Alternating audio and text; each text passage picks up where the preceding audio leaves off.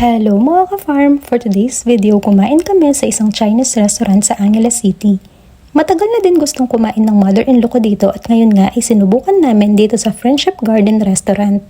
Uupo na sana kami kaya lang gusto ng father-in-law ko ay round table kaya naman pinaakyat kami sa second floor. Meron silang elevator dito pero mas pinili namin na mag-stairs na lamang. Ganito nga pala yung second floor nila.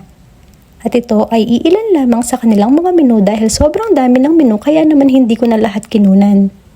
While waiting sa aming order ay binigyan kami ng complimentary peanuts. Maya-maya pa nga ay dumating na yung order namin crab and corn soup. At ilang minuto lang din ay dumating na yung mga ibang order namin tulad ng siomai, chicken feet, salted pepper pork, chop suey, at itong sweet and sour lapu-lapu na nagkakahalaga ng 1,500 pesos.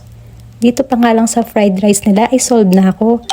Meron nga din pala silang complimentary tea na masarap inumin pagkatapos mabusog.